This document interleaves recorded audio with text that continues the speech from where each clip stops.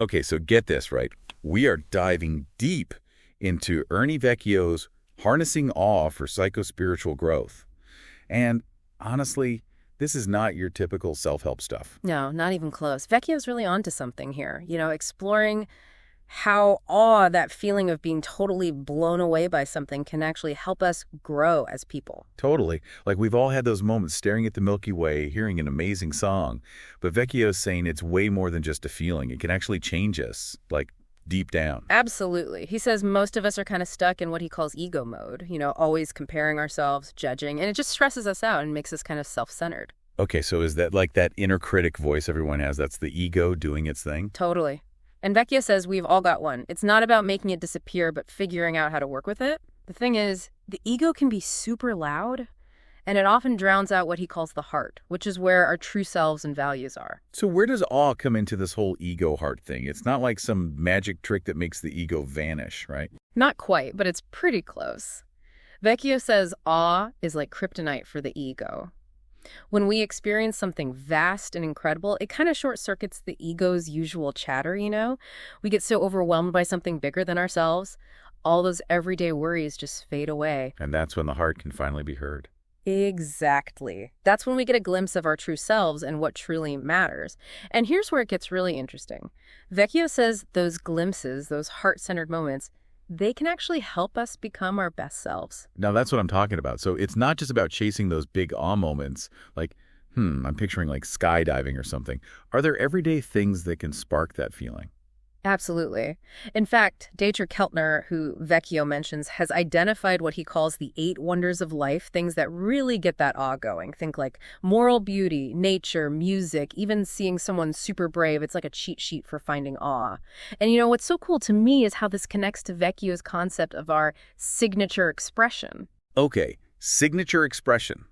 Now that sounds intriguing. Break it down for us. What is that exactly? Okay, signature expression. So like deep down, we all have this best, most authentic self just waiting to come out. Yeah, exactly. It's that unique way each of us is meant to be in the world, sharing our talents and passions.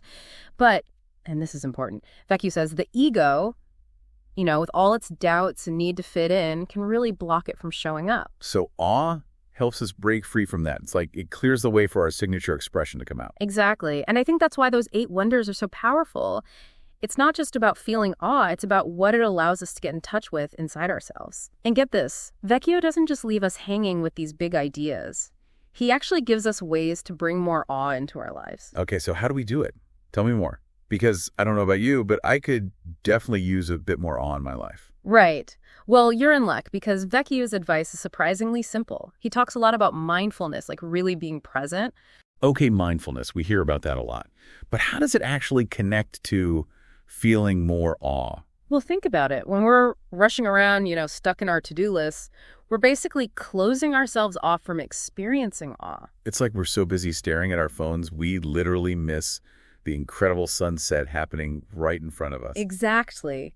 But when we slow down, tune into our senses, all of a sudden, even simple things can become awe-inspiring. The way the light hits a building, a stranger's kindness, even that first sip of coffee in the morning. It's about finding those moments of wonder in the everyday, not just waiting for something huge to happen. Exactly. And Vecchio also talks about something he calls reflective inquiry, which might sound kind of formal, but it's actually really simple. Reflective inquiry. So is that like journaling, meditation? What is it exactly? Yeah. It's about taking the time to ask yourself some thoughtful questions and really thinking about the answers. Vecchio suggests prompts like, what am I most grateful for right now? Or, when did I last feel a sense of wonder? And what was it about that experience that moved me? I love that. It's like taking those awe-inspiring moments and unpacking them, really understanding what makes them so powerful. And I'm guessing that helps us find more of those moments. It's like we're training ourselves to see the awe. You got it. And here's another great thing from Vecchio. Compassionate action. This one's really cool because he says it's often something that just happens naturally after experiencing awe. Right. Like you see this amazing view, you feel this wave of gratitude, and suddenly you want to do something nice for someone else. It's like awe opens our hearts. Exactly. And the fascinating thing is that Vecchio says doing kind things, being compassionate, actually strengthens that connection to our hearts, which makes us even more open to awe in the future. It's this incredible positive loop. Okay, so we're adding more awe into our days, being mindful, thinking about our experiences, acting with more compassion.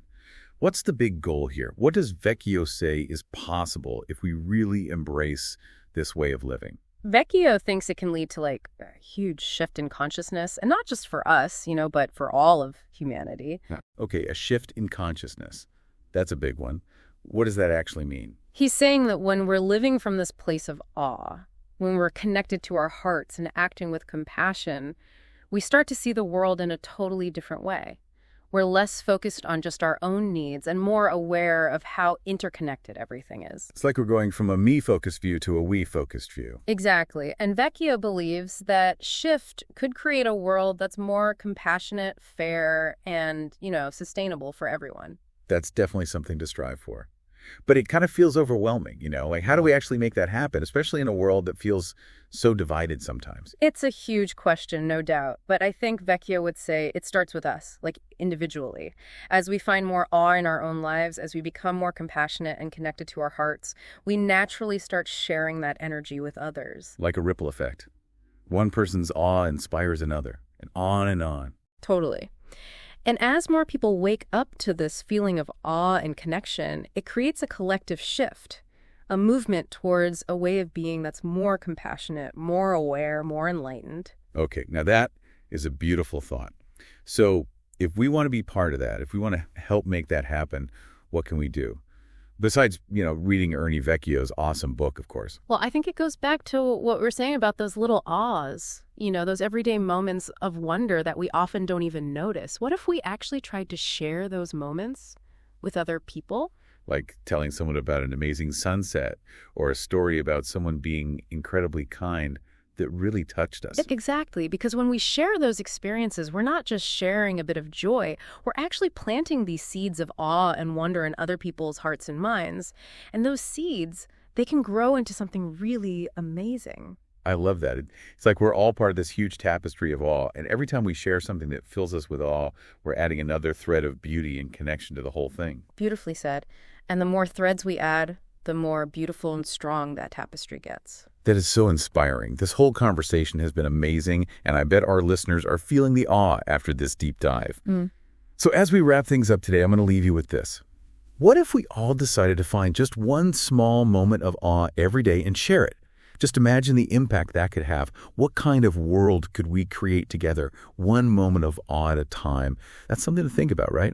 And on that note, thanks for joining us for this deep dive. We'll catch you next time.